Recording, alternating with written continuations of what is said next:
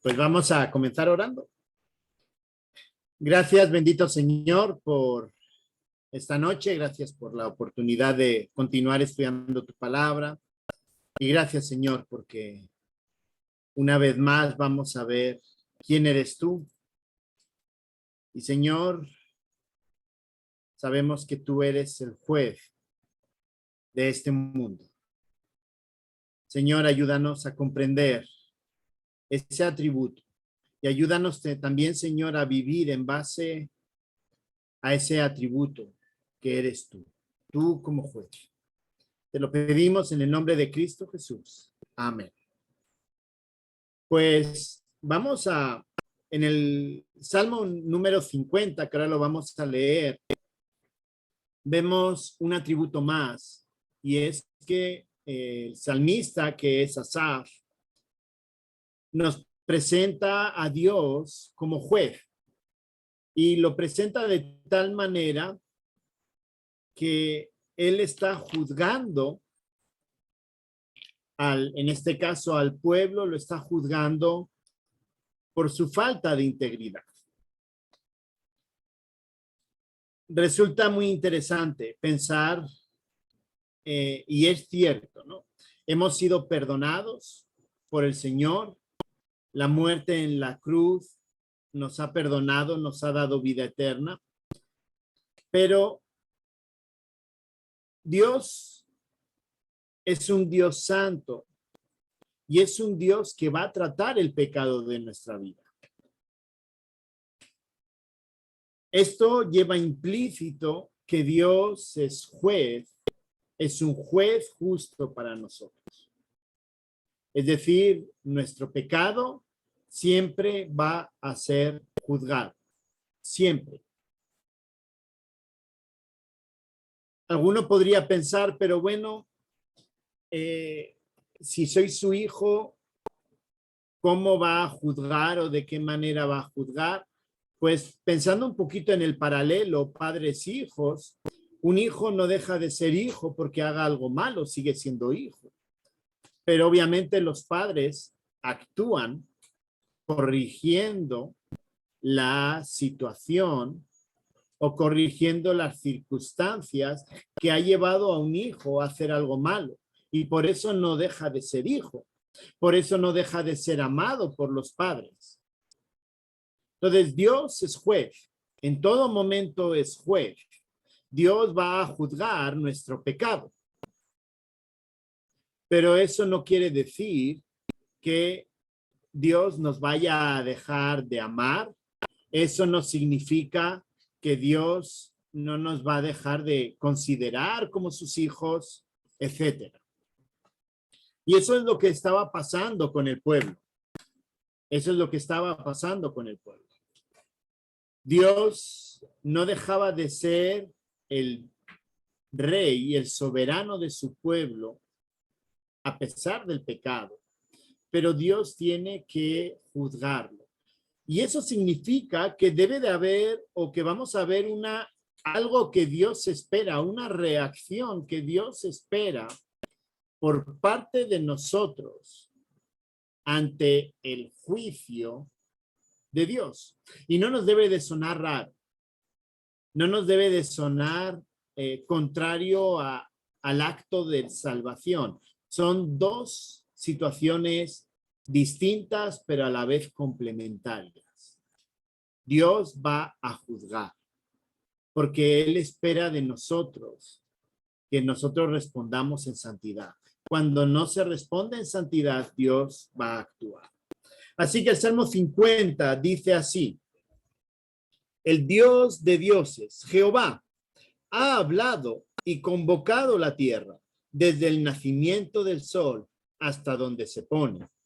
De Sión, perfección de hermosura, Dios ha resplandecido. Y vendrá nuestro Dios, y no callará. Fuego consumirá delante de él, y tempestad poderosa le rodeará. Convocará a los cielos de arriba y a la tierra para juzgar a su pueblo. Juntadme, mis santos, los que hicieron conmigo pacto con sacrificio, y los cielos declararán su justicia. porque Dios es el juez. Oye, pueblo mío, y hablaré. Escucha, Israel, y testificaré contra ti. Yo soy Dios, el Dios tuyo. No te reprenderé por tus sacrificios, ni por tus holocaustos, que están continuamente delante de mí. No tomaré de tu casa becerros, ni machos cabríos de tus apriscos, porque mía es toda bestia del bosque, y los millares de animales en los collados. Conozco a todas las aves de los montes, y todo lo que se mueve en los campos me pertenece. Si yo tuviese hambre, no te lo diría a ti, porque mío es el mundo y su plenitud. ¿He de comer yo carne de toros o de beber sangre de machos cabríos? Sacrifica a Dios alabanza y paga tus votos al Altísimo, e invócame en el día de la angustia. Te libraré y tú me honrarás. Pero al malo, dijo Dios, ¿qué tienes tú que hablar de mis leyes y que tomar mi pacto en tu boca? Pues tú aborreces la corrección y echas a tu espalda mis palabras. Si veías al ladrón, tú corrías con él, y con los adúlteros era tu parte. Tu boca metías en mal, y tu lengua componía engaño. Tomabas asiento y hablabas contra tu hermano. Contra el hijo de tu madre ponías infamia. Estas cosas hiciste, y yo he callado. Porque pensabas que de cierto sería no como tú, pero te reprenderé y las pondré delante de tus ojos. Entended ahora esto: los que os olvidáis de Dios, no sea que os despedace y no haya a quien os libre.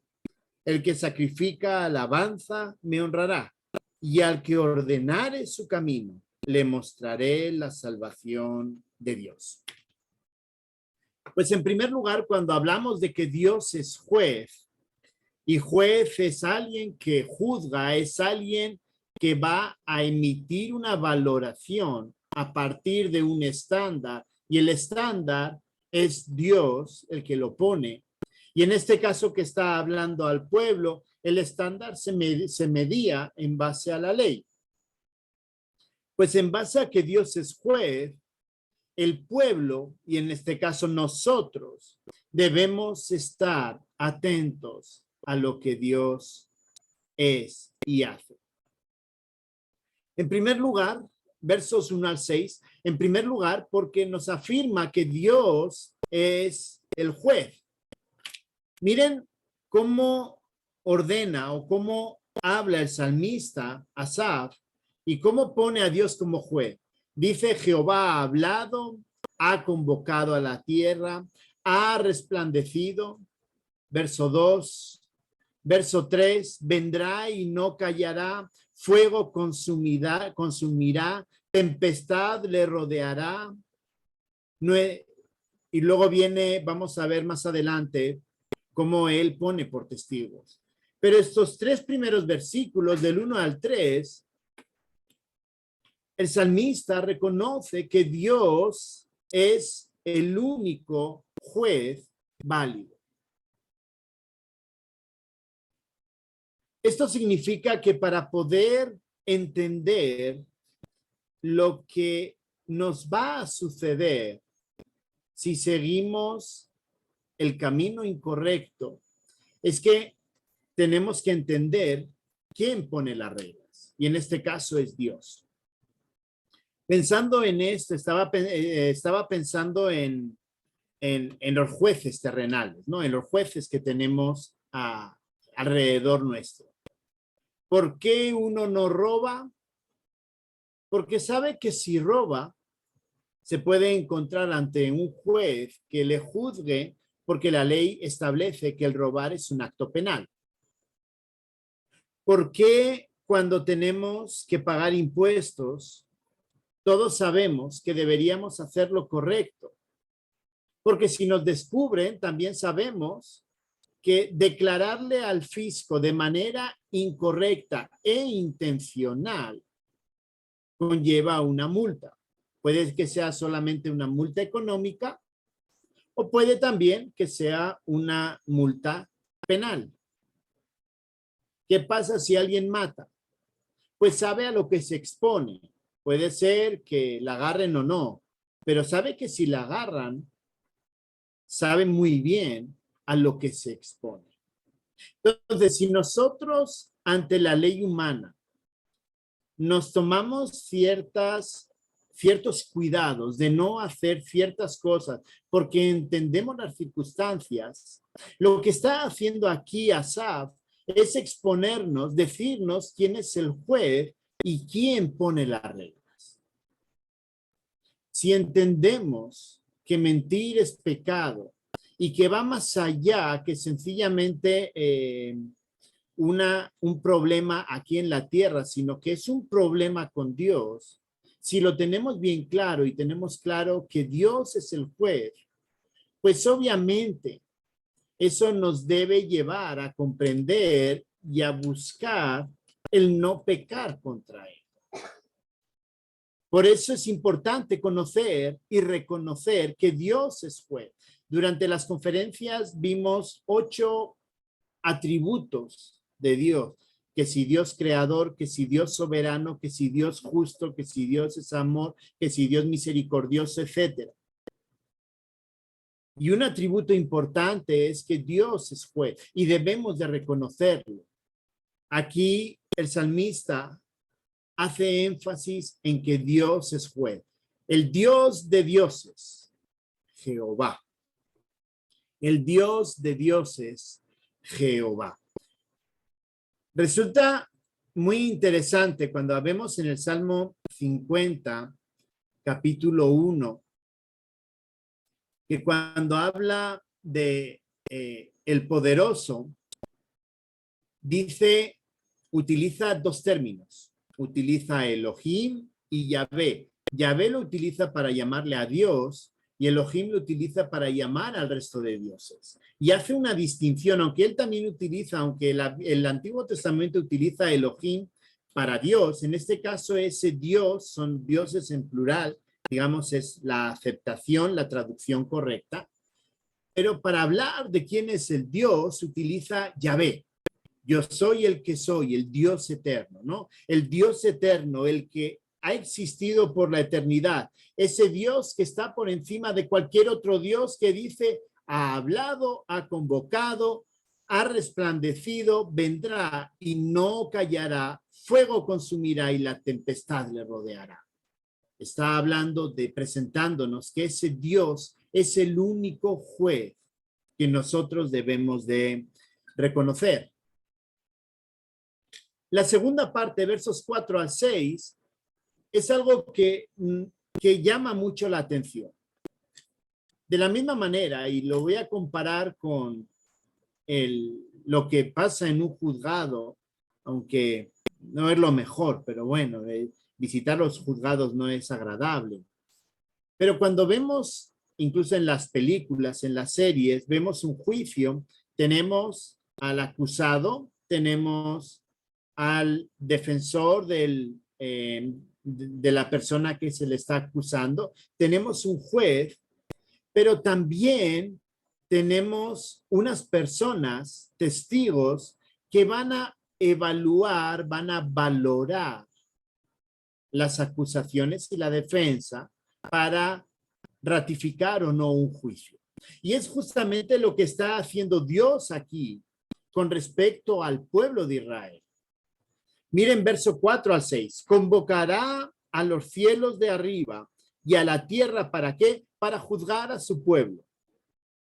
Juntadme, mis santos, los que hicieron conmigo pacto con sacrificio, y los cielos declararán su justicia, porque Dios es el juez. Si se dan cuenta, tenemos ahí un miniquiasmo, donde la idea está en el centro. ¿Qué va a pasar? El pueblo de Israel va a ser juzgado y la creación va a juzgar a este pueblo. Van a ser los testigos. Y dice, porque Dios es el juez. La naturaleza, la creación de Dios va a emitir o va a declarar la justicia en base a lo que Dios es. Y va a decir si el pueblo es o no merecedor del castigo. Así que cuando vemos esta presentación de Dios como juez, no es un juez unilateral, sino que ese juez, Dios, tiene testigos de lo que el pueblo ha hecho. Y hermanos, nosotros también, en ese sentido, tenemos testigos de nuestros pecados. Y en este caso, Dios es el que sabe, tenemos al Espíritu Santo que nos da conciencia del pecado. Y hermanos, hay muchas personas que saben lo que hacemos. Así que hay testigos. Dios es juez, va a juzgar y hay testigos de lo que nosotros hacemos. Qué llamado de Dios a estar atento y reconocer que Dios es el juez y que nosotros debemos de responder entendiendo que Dios es juez. Es triste cuando hacemos las cosas pensando que no va a haber una consecuencia. Y hermanos, yo soy el primero. Cuando hacemos algo mal y a escondidas, pensando que solo yo lo sé, mi esposa no lo sabe, mis hijos no lo saben, debemos de entender y debemos de saber que Dios sí sabe y que nosotros tenemos al Espíritu Santo y el Espíritu Santo es consciente porque nuestro pecado le entristece. El Espíritu Santo nos sella, nos aparta, pero también es quien nos acompaña y también es testigo de lo que nosotros hacemos. Con lo cual, nuestra respuesta debería ser estar atento a lo que Dios ha establecido, como vamos a ver ahora, pero recordar que Dios es juez, tener a Dios presente, que Él está presente siempre en nuestras vidas. En segundo lugar, versos 7 al 15, y con el pensamiento de que Dios es el juez y debemos estar atentos a este Dios, lo que está criticando o lo que están diciéndoles al pueblo es que el pueblo debe adorar a Dios con integridad. No debe haber ritualismo. No debe ser una práctica sencillamente porque toca. Vamos a ver versos 7 al 15, que es justamente lo que está recalcando, lo que está insistiendo. Miren versos 7 al 13. Miren lo que hacía el pueblo. Oye, pueblo mío, y hablaré. Escucha, Israel, y testificaré contra ti. Yo soy Dios, el Dios tú. Así que verso 7 comienza haciendo la afirmación y presentando la acusación contra el pueblo, contra ese ritualismo. Verso 8. No te reprenderé por tus sacrificios. ¿Qué quiere decir? El pueblo hacía sacrificios, ni por tus holocaustos, el otro tipo de sacrificios que están continuamente delante de mí. No tomaré de tu casa becerros ni machos cabríos de tus apriscos, porque mía es toda bestia del bosque y los millares de animales en los collados. Conozco a todas las aves de los montes y todo lo que se mueve en los campos me pertenece. Si yo tuviese hambre, no te lo diría a ti, porque mío es el mundo y su plenitud. ¿He de comer yo carne de toros o de beber sangre de machos cabríos? ¿Qué le está diciendo básicamente? Y voy a hacer un recordatorio así breve acerca de Levítico, de los sacrificios. Recordemos en Levítico capítulo 1 al 7. Allí Dios establece los 4 sacrificios, 1, 2, 3, sí, los 4 sacrificios principales. Luego hay alguno más que se añade. Pero los 4 sacrificios principales, holocaustos, que eran sacrificios completos para Dios, eran sacrificios, como bien dijo mi profesor, porque sí, porque quería adorar a Dios. Eso es un holocausto. Hoy quiero adorar a Dios y voy a llevar el holocausto.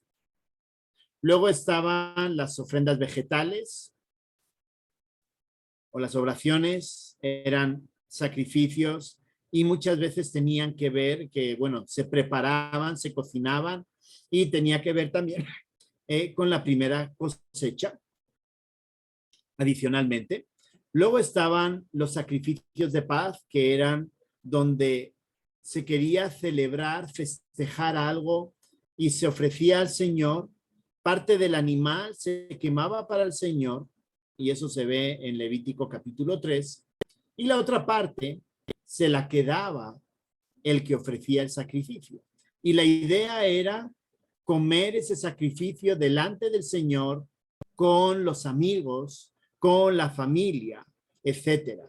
Y es una manera de entender que se estaba comiendo con Dios, ¿no? Dios comía, por decir así, a través del sacrificio una parte, y la otra parte era comer delante del Señor. Y luego teníamos los sacrificios por el perdón de pecados. Por eso hace mención aquí, por eso quería recordar, porque él habla acerca de los sacrificios, de esas ofrendas de paz, él habla acerca de los holocaustos que están continuamente. El pueblo estaba ofreciendo lo que Levítico estaba exigiendo. Pero ¿cuál es el problema? El problema era el cómo estaban haciendo los sacrificios. Y recordemos que el tema es que Dios es juez. Y Dios lo que está pidiendo es una adoración con integridad. Está reclamando al pueblo que sus sacrificios eran puro ritualismo. No había honestidad, no había integridad en esos sacrificios. Y él básicamente está diciendo, oye, mira, todos los animales son míos.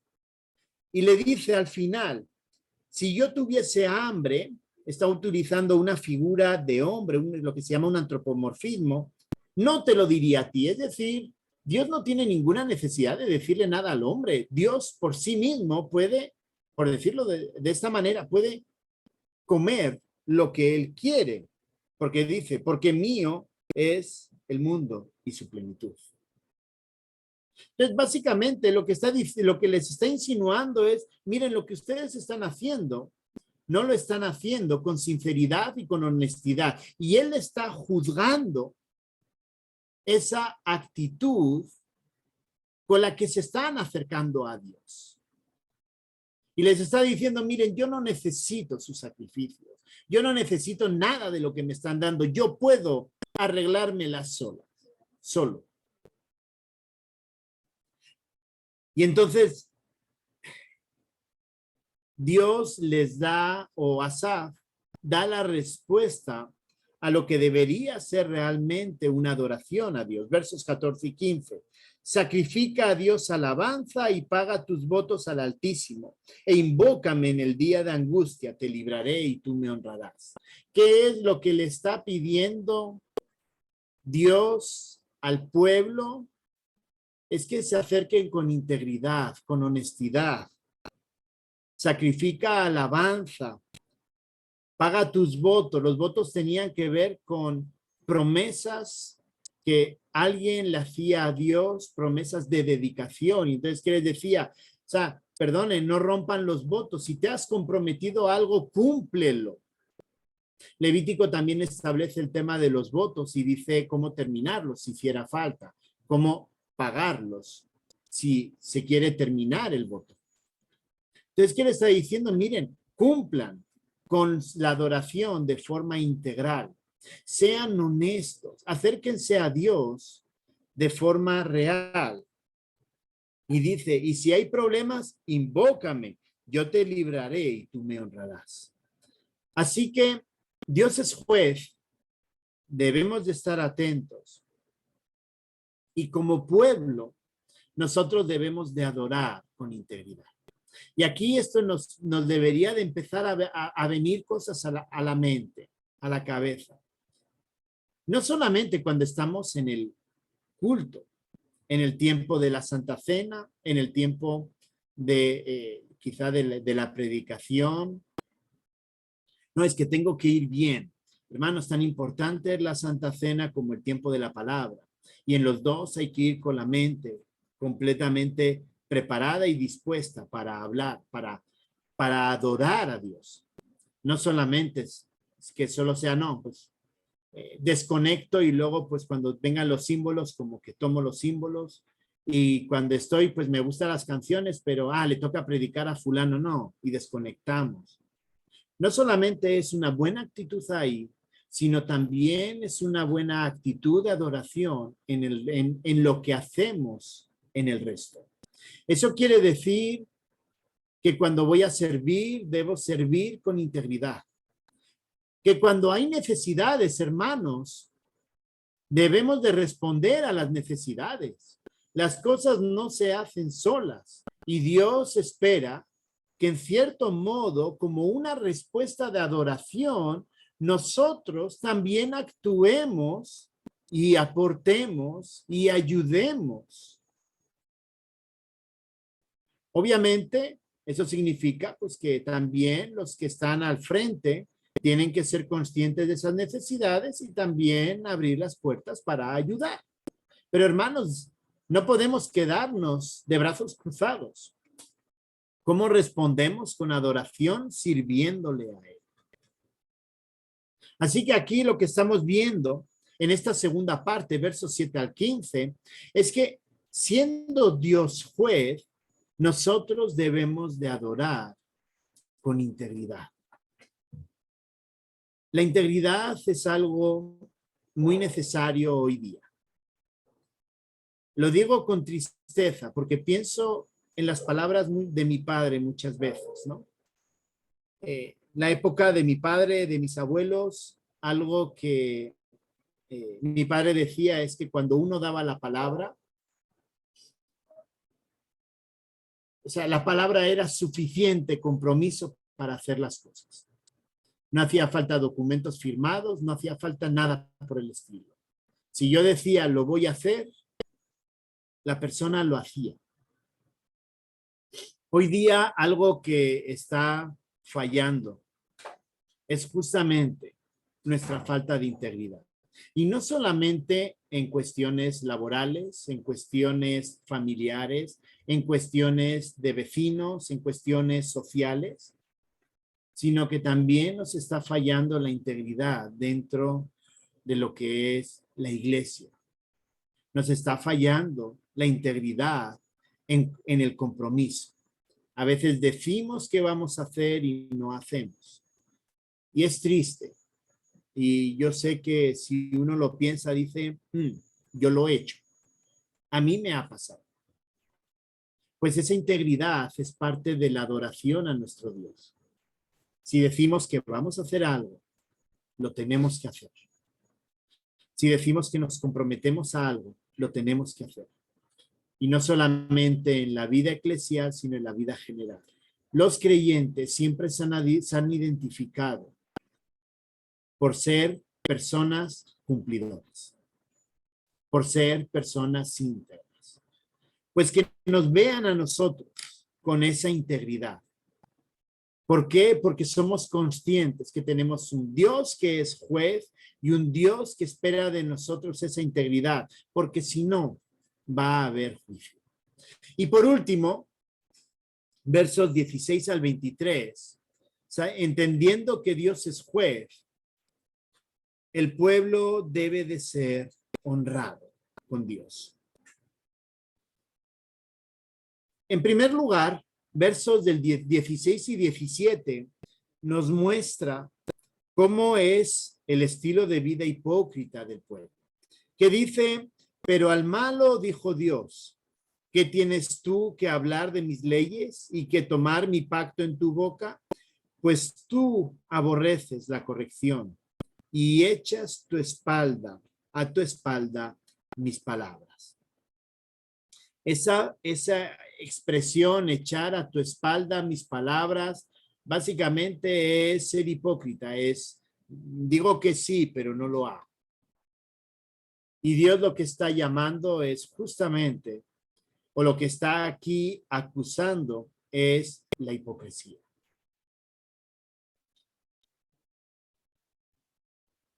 Creo que fue el hermano Esaú que habló de ChatGPT, ¿no?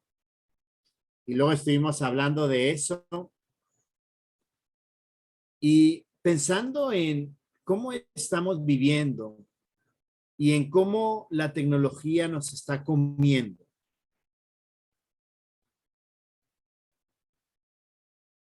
Hoy día, uno de las grandes batallas que tenemos como personas es la hipocresía.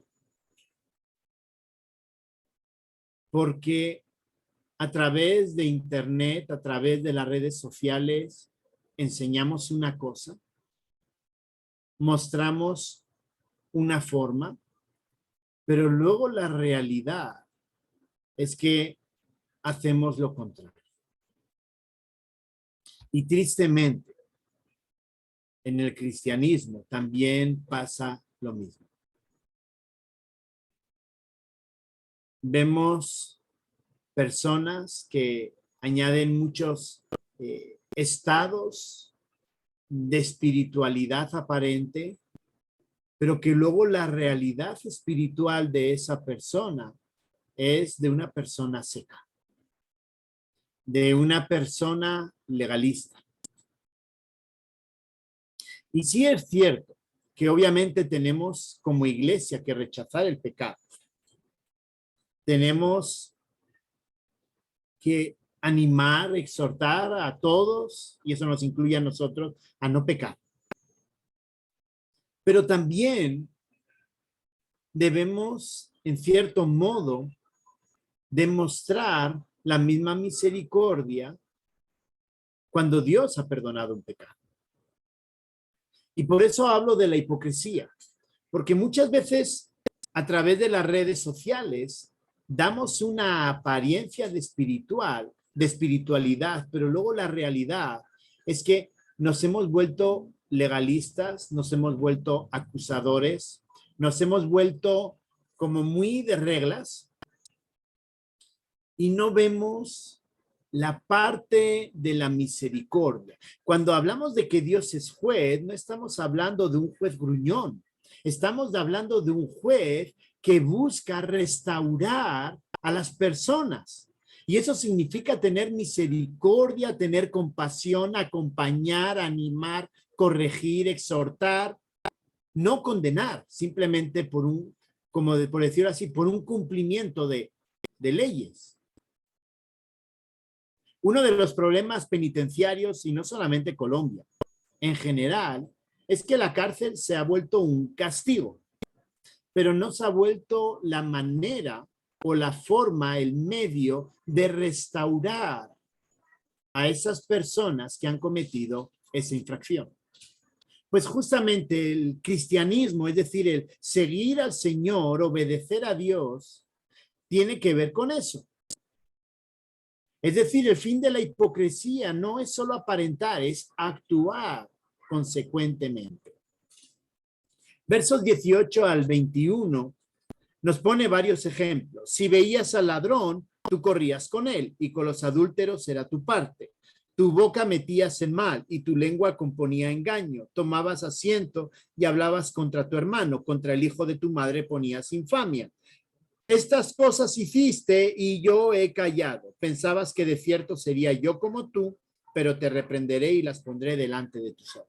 Vemos varios ejemplos de cómo estaban siendo hipócritas el pueblo. Pero miren cómo debe de ser la respuesta. Siendo Dios juez, ¿cómo debe ser la respuesta? Versos 22 y 23. Entended ahora esto, los que os olvidáis de Dios, no sea que os despedace y no haya quien os libre. El que sacrifica alabanza me honrará, y al que ordenare su camino le mostraré la salvación de Dios. Y quiero hacer énfasis, y recordemos las acusaciones. Decía que aborrecía la corrección, que si veía al ladrón, corría con el ladrón. Si adulteraba, también adulteraba. Que si mentía, también mentía. Que si algunos acusaban injustamente, él también lo hacía. Pero el Señor como juez, Dios como juez, no está diciendo caeré con la guillotina Y todos los que se comporten de esta manera, se acabó. Ya no más. Les voy a exterminar, los voy a matar. No está diciendo eso. Cuando habla de esa hipocresía, no está diciendo ya todos exterminados, sino que en el verso 23, aunque el verso 22 hace énfasis en el juicio, el verso 23 habla de un Dios misericordioso que busca la corrección, el andar de manera honrada, sin ser hipócrita. El que sacrifica alabanza me honrará, y dice, y al que ordenare su camino, es decir, al que se arrepintiera y corrigiera, le mostraré que el castigo de Dios, no, dice la salvación de Dios. Así que vemos en este final, viendo cómo Dios se presenta como juez, se presenta como un juez justo que va a actuar contra el pecado, pero también como un juez misericordioso que si hay corrección, si hay un arrepentimiento, Dios también va a proveer de salvación para él. Pero hermano, es que fulano hizo no sé qué, hizo no sé cuánto, es que, bueno, ¿se arrepintió sinceramente? Sí. No se preocupen, lo que hizo, Dios va a actuar contra él. Pero si Dios lo ha perdonado, nosotros también debemos de perdonarlo. Porque si no, lo que nos falta es integridad. Somos ritualistas, como veíamos en la segunda parte. Nos volvemos jueces. Y el único juez justo es Dios. Así que realmente esto es un llamado a que cuando entendemos que Dios es juez justo, también es juez amoroso, también es juez misericordioso, también es juez perdonador. Y ojo, si no te arrepientes, es un juez que también va a castigar, lo dice en el verso 22. Pero si hay un arrepentimiento genuino, Dios tiene misericordia y hay salvación, hay perdón por ese pecado. Así que hermanos, entendiendo que Dios es juez, nosotros debemos de responder, en primer lugar, comprendiendo que Él es el juez justo y que debemos de vivir vidas santas, vidas íntegras, vidas honradas. Esa es la primera respuesta que cada uno debemos de tomar. Y eso significa que debemos de servir con integridad, de buscar la manera de hacerlo. No solo dentro de la iglesia, allá cuando estamos dentro de la capilla, con las actividades de la capilla, que hermanos, hace falta manos para trabajar, sino también cómo vivimos fuera. Pero por otro lado, la segunda enseñanza es que Dios es juez y Él se va a encargar de juzgar. Pero Dios también es un juez justo que cuando hay arrepentimiento, Él también perdona. Verso 23. Le mostraré la salvación, le mostraré el perdón. La palabra que está utilizando es literalmente, o sea, es esa palabra, salvación. Y la salvación tiene que ver con liberación. ¿De acuerdo? Le va a liberar del pecado, le va a perdonar. Por eso la salvación está muy unida, muy ligada al perdón. Pues también debemos de tener clara esa parte. Cuando hay salvación, hay perdón. Y si hay perdón, nosotros, tú y yo, no somos quienes para cuestionar el perdón de Dios. Alguien me decía, y de forma muy sabia, nuestro llamado, según Primera de Pedro, capítulo 2, y lo voy a leer. Primera de Pedro, capítulo 2, verso Esperen, me equivoqué. Primera de Pedro 2, 9. Mas vosotros sois linaje escogido, real sacerdocio, nación santa, pueblo adquirido por Dios, para que anunciéis las virtudes de aquel que os llamó de las tinieblas a su luz admirable. Entonces, tenemos ahí una afirmación. Y esta persona me decía, hermano, nosotros no hemos llamado a ser jueces ni profetas acusadores del pecado, quizá como lo vemos en los profetas mayores y menores. Dice, en base a Primera de Pedro, me decía, nosotros hemos sido llamados a ser sacerdotes. Y ser sacerdotes, me decía, implica el no acusar, sino el interceder por el pecado. Interceder por el pecado para que haya un arrepentimiento. Me decía, y él me decía, porque quien es juez es Dios. Y si hay arrepentimiento, Dios salva. Dios perdona. Y si no hay arrepentimiento, Dios actuará. Así que, hermanos, Dios es juez. Que nuestras vidas sean vidas íntegras, honradas. Y también que entendamos que si Dios ha perdonado, nosotros somos llamados a perdonar. No somos llamados a juzgar, somos llamados a perdonar y ayudar en esa restauración. Que el Señor realmente nos ayude a comprender este gran atributo de Él. Oremos. Gracias, bendito Señor, porque tú eres el Dios juez.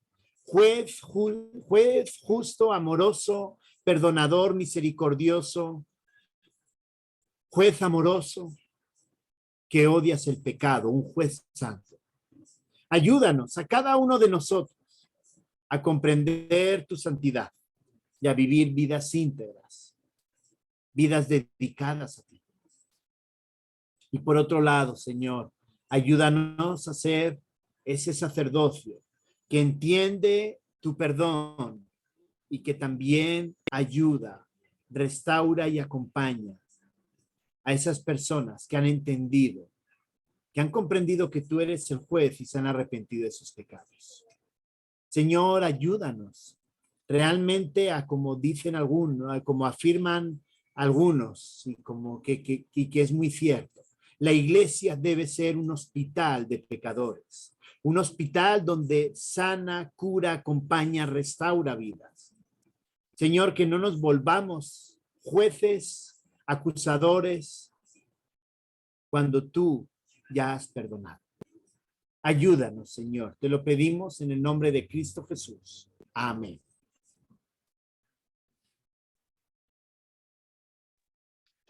Amén. Muchas gracias, hermano Íñigo.